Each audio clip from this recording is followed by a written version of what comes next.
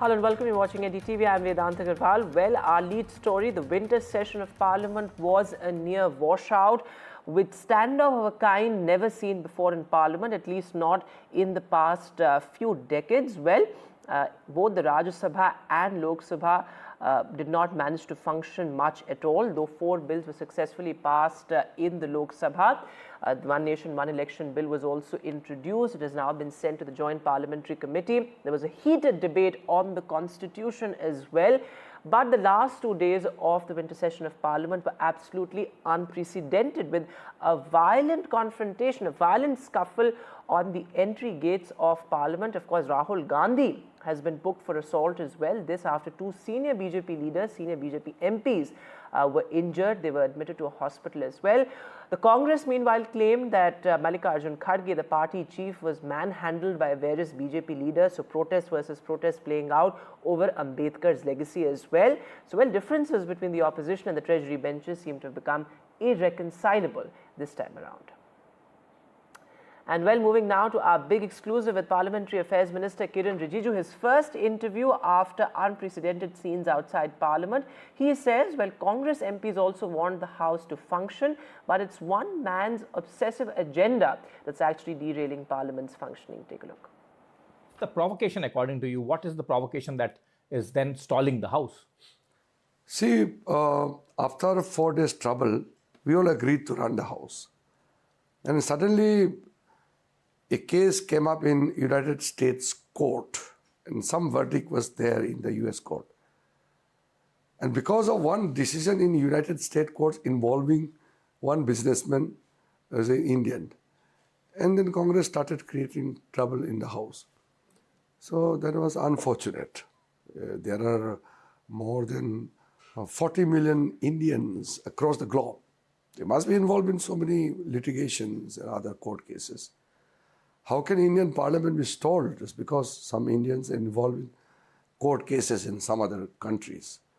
So that is why I told the Congress MPs, but it seems Rahul Gandhi told them to create all kind of scenes. The Rajya Sabha MPs were literally asking me to run the House. All the Rajya Sabha MPs, they said, let us run the House. I said, we will run the House. Why don't you convince Rahul Gandhi? And then, Mr. Rijiju, in this din, you have 240 MPs in Lok Sabha. Congress has less than 100, one less than 100. But there are 200 plus MPs from other regional parties. And many of them this time have come out openly, like Samajwadi Party, like TMC, like other regional parties from South DMK, very strong regional contingent. They have all come out and said that, look, I mean, if you continue to disturb the houses on one pretext or the other, when do we get to voice our concerns of our people? This parliament is to voice the concern of all the regional aspirations. See, all the MPs are responsible people. They are elected to the parliament to speak for their people. All the MPs have equal rights. Opposition, ruling, regional parties, national parties, doesn't matter. Every MP has got equal right to speak in the House. Because of one Congress leader, many MPs have been deprived of that privilege which they are having to speak in the parliament.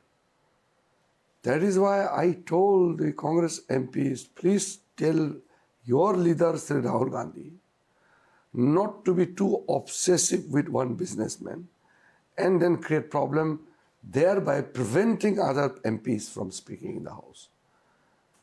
Government, if desires to pass the bill, will be in a position to do it by sheer number. But that is not a good practice. So I feel Congress party should put together all their minds. They should tell their leader, Sri Rahul Gandhi, not to create trouble for them also and to other MPs also. Let us run the House. You want to make points on the floor of the House. Who stops you? You can speak. And in the constitution debate, which was quite a landmark debate on the adoption of our constitution, we saw that every party MP did forcefully put forward their views. Most of the MPs made very good interventions. Prime Minister Modi ji had given a very good conclusion to the debate on the 50 years of the adoption of the Constitution of India. Things were going very well. In fact, due to this debate on the Constitution, the Parliament is enriched. Parliament got lots of good suggestions and observations from the MPs. That is how the parliamentary democracy gets its entitled, like being a best system in the world. To another point, Mr. Rijiju, many would say that it appears as if the BJP is unwilling to accept Mr. Rahul Gandhi as the LOP. No. That's a completely misunderstanding. We accepted him. I mean, we started functioning in the House very well. There's no question of we accepting or not accepting. He is the leader of opposition, nominated by their party. How can we stop that? So, well, the acrimony between the opposition and the Treasury bench is clearly palpable, but let's listen in to some of the reactions coming in from the opposition. कि कितने desperate हो गए हैं कि आज ऐसे एकदम झूठी बातें, झूठा एफआईआर। राहुल जी कभी किसी को पुश नहीं करेंगे। मैं उनकी बहन हूँ, इतने सालों से मैं जानती हूँ, कभी इस तरह की हरकत कभी कर ही नहीं सकते। और फ्रैंकली देश भी जानता है, देश देख रहा है कितने डेस्परेट हो गए ये लोग कि इस तरह की फालतू के एफआईआर लगा रहे हैं। और जो इन्होंने किया है अम्बेडकर जी के साथ, जिस तरह से अपमान किया है, ये जानते हैं कि ये देश नहीं सहेगा ये अपमान, इसीलिए ये सब डिस्ट्रैक्शन है। बस यही भारतीय जनता पार्टी का एक बहुत सोचा समझा मॉडल है कि वो पहले अनकॉन्स्टिट्यूशनल काम करते हैं, गैर कानूनी काम करते हैं, और अगर आप उसमें विरोध करने आते हैं तो प्रशासन से, शासन से आपके खिलाफ कार्रवाई करते हैं। जिस तरह का भाव राज्यसभा में था वो बाबा साहब भीमराव अम्बेडकर जी का अपमान है। And moving now to some tragic news from Jaipur in Rajasthan. Well, at least 12 people have died in a fire tragedy. In fact, a CNG tanker caught fire after there was a head-on collision. Over 30 people are still injured.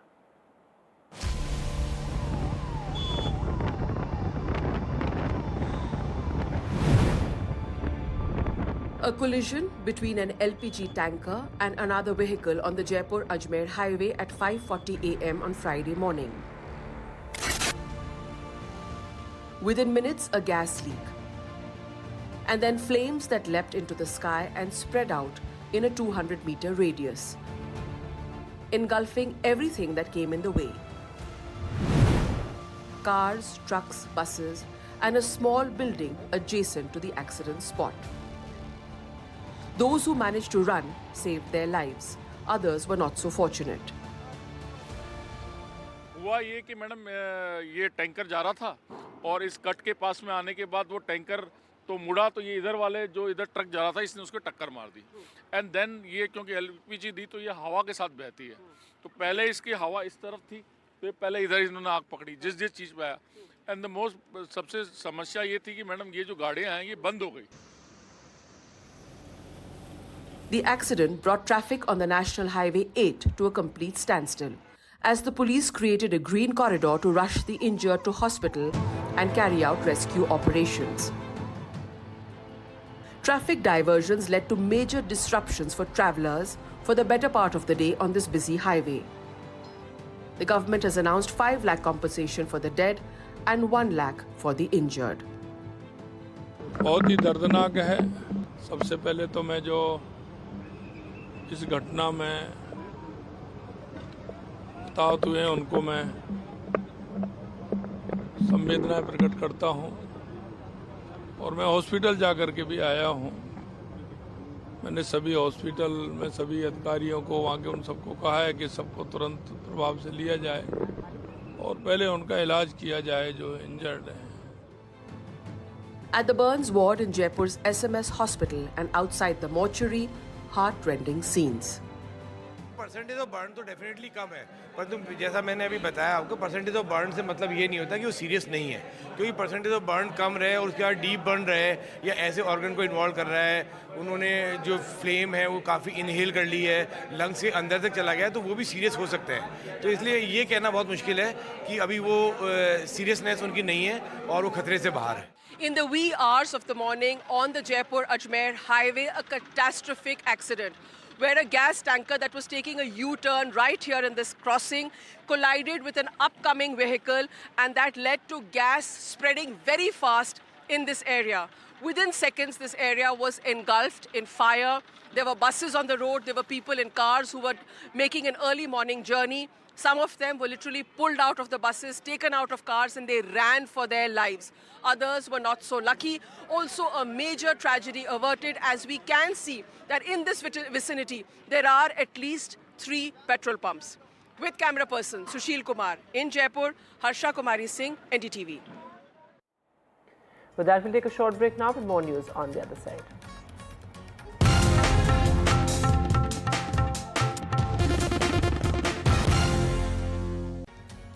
Welcome back. Home Minister Amit Shah is in Tripura's Agartala for a very important visit. Well, he is all set to address a plenary session of the Northeastern Council. All chief ministers of northeastern states will be present there in that key meeting. The Home Minister is also set to take stock of the ground reality after the key brew agreement.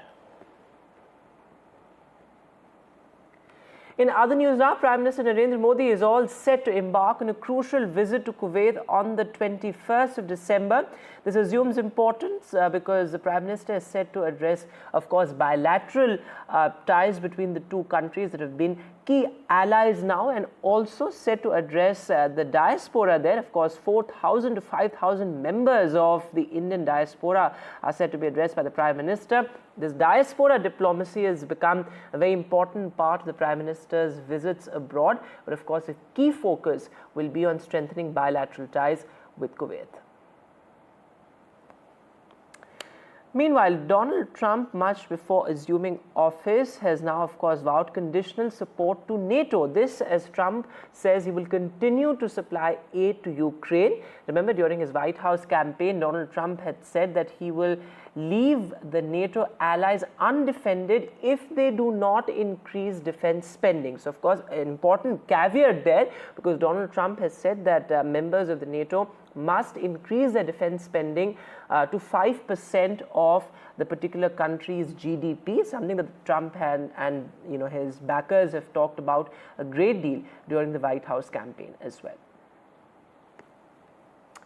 And now the big headline from Canada. Well, NDP's Jagmeet Singh is all set to bring down the Trudeau government. This is what he has said. Well, he says he will vote to bring down Trudeau's government. He says Trudeau has failed in his duties. So, well, troubles continue to mount for Justin Trudeau. Remember, there have been various calls for his resignation as well, but perhaps this would be the last straw. Let me go across to my colleague Mohammed Ghazali joining us on the phone line. So, Ghazali, what does this effectively mean? Does this mean Justin Trudeau is all set to lose power?